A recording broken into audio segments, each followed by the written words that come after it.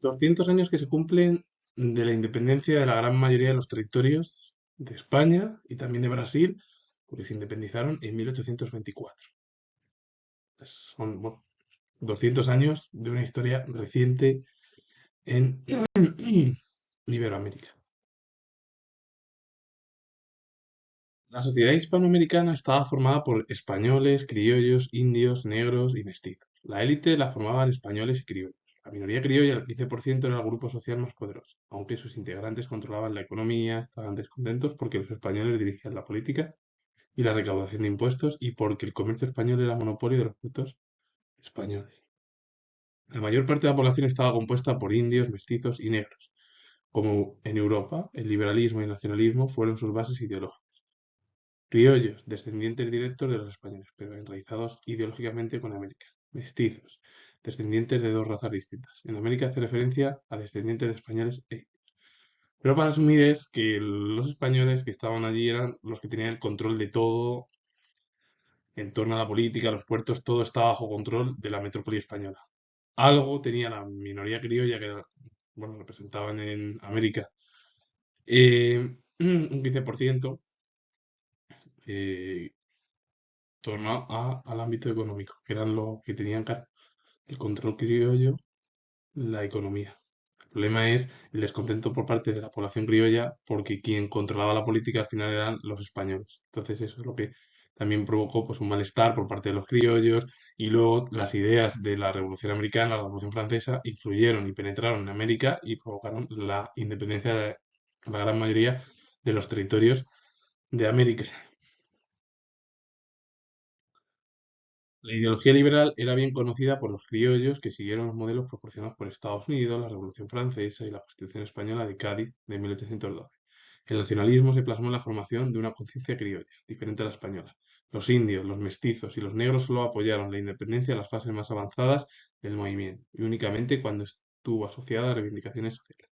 La Revolución Americana, con la independencia de Estados Unidos el 4 de julio de 1776, estalló la guerra entre los colonos americanos frente a la metrópoli británica, y finalmente Estados Unidos nació en 1783 como país. La Revolución Francesa, bueno, el cambio de paradigma político, finalizar con el antiguo régimen, que iba unido al absolutismo monárquico, para imponer un liberalismo y una monarquía liberal en el país galo. Y por último, la Constitución de 1812, que España pasase de una monarquía absolutista a una monarquía liberal.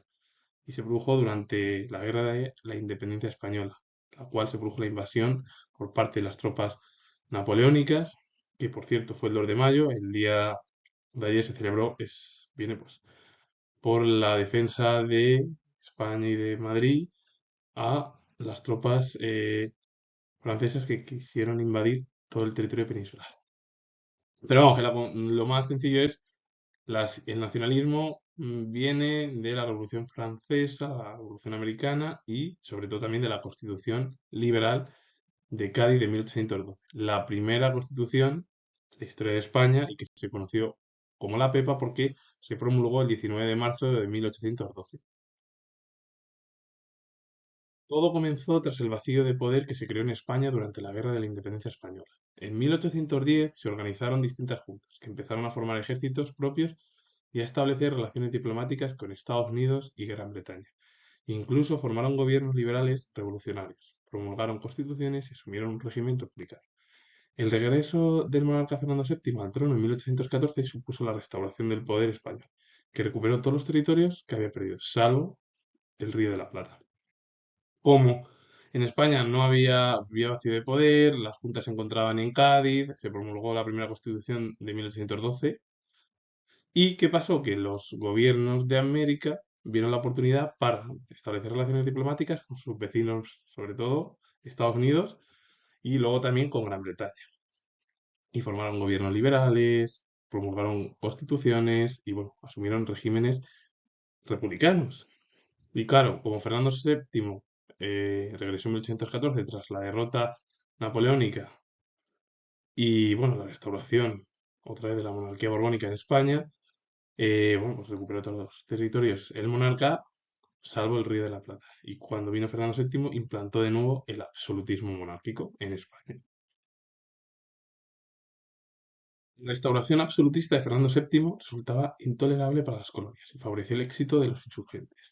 El movimiento comenzó en Argentina, que bajo la influencia del general San Martín se proclamó independiente en el Congreso de Tucumán en 1816.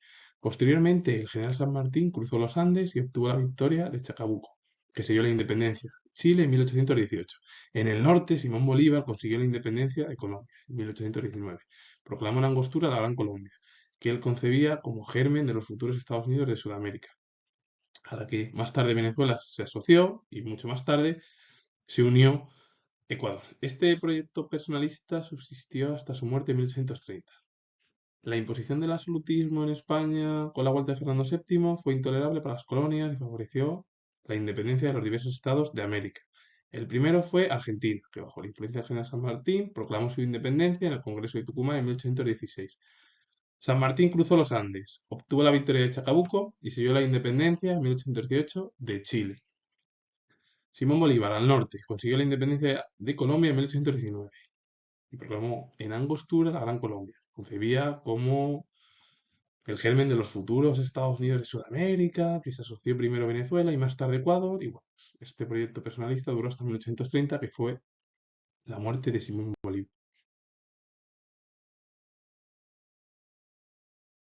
Aprovechando la inestabilidad política española durante el Trienio Liberal, se produjo el movimiento definitivo.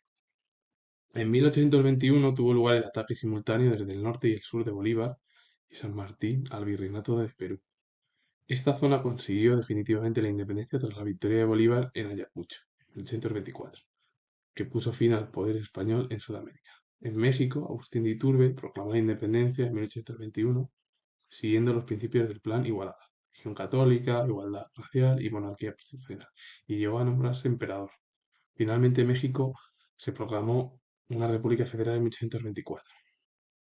La independencia mexicana influyó mucho en Centroamérica, donde los independentistas llegaron a proclamar las Provincias Unidas de Centroamérica en 1823, como un solo estado, que finalmente se rompió en 1828. Pues el trienio liberal era inestable en España, por lo cual al final pues, la derrota definitivamente eh, en Ayacucho, en la cual tanto por el norte y el sur, Bolívar y San Martín atacaron eh, al virreinato de Perú y el poder español ya en América desapareció. Sudamérica. En México lo mismo. Se proclamó un imperio con Agustín de Iturbide, plan igualada de religión católica, igualdad racial y monarquía constitucional.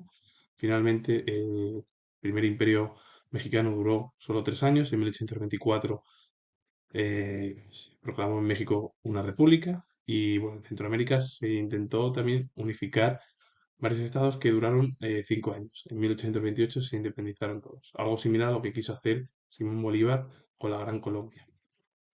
Hay que decir que México luego tuvo un segundo imperio con Maximiliano de Habsburgo, que fue bueno, propuesto por el emperador francés Napoleón III y que bueno, también estuvo unos años, pero bueno, finalmente México se proclamó definitivamente una república como la gran mayoría de los estados.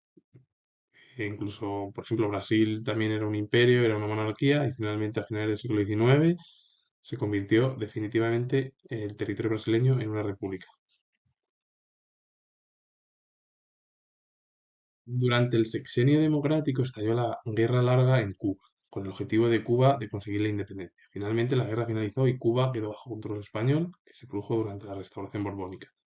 En 1895 estalló en Cuba un nuevo movimiento independentista. El conflicto se prolongó hasta 1898, año en el que Estados Unidos declaró la guerra a España tras el hundimiento del acorazado Maine en La Habana.